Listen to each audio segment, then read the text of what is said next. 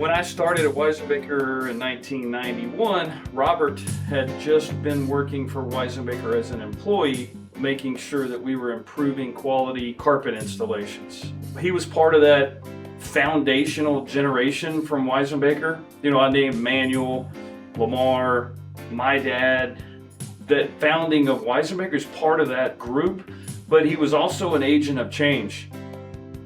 Robert V had crews under him in carpet whenever I first came.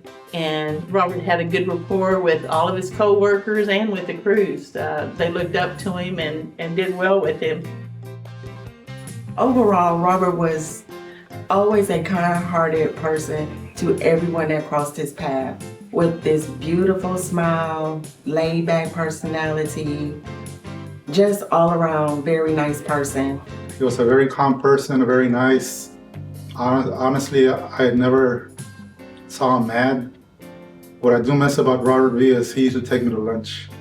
He's the person that introduced me to Luby's. Haven't stopped going since. I was sharing with the much older crowd how I had heard on the radio a new way to learn Spanish by using word associations, and one of the ones that I remembered from the radio commercial was they used the phrase socks to train you how to say S-O-C-K-S, socks. And I just thought that was a cool way to learn Spanish. That was 1992, about in the spring. So from that point forward until probably 98 when we got cell phones, Robert no longer called me John or John Jr. I was Socks to Robert from that point forward. He would get on the radio and say, "How about your socks?" It was a glue down carpet, and Robert was wearing his typical Wranglers and cowboy boots, and he had spread glue and glued himself into a corner. So the only way out was for Robert to try to jump over the glue. Now, anybody that knows Robert knows that Robert wasn't necessarily the best athlete in the world.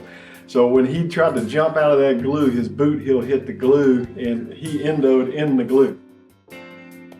He just came to work every day with a good positive attitude. I honestly can't remember a day where I saw Robert where he was just down and depressed. Now, everybody gets upset from time to time, but he was the same guy from the day I knew him to the last day that he spent on planet Earth.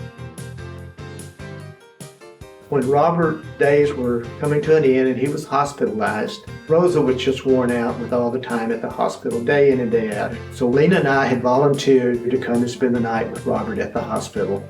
And little did we know that this would be Robert's last day on Earth.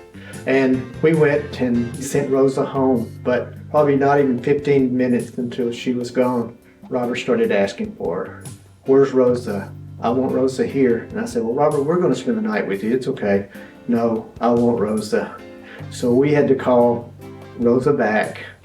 She came back and, I don't know if Robert just didn't want to spend his last days on Earth with me, or was the fact that he really wanted the person that meant so much to him and he loved. One word to describe Robert, I just say happy. I don't think I ever saw Robert without a smile on his face. Kind-hearted. Wonderful. Faithful. Leader. Happy. Relentless. If he wanted you to do something, you were going to do it even if you didn't want to. That's just how he was for sure. Genuine. Genuine was how I would describe Robert. He was a good worker. He was a good dad. He was a good husband. But most of all to me, he was a good friend. And I still miss my friend. One word to describe Robert V, he was nothing short of a blessing.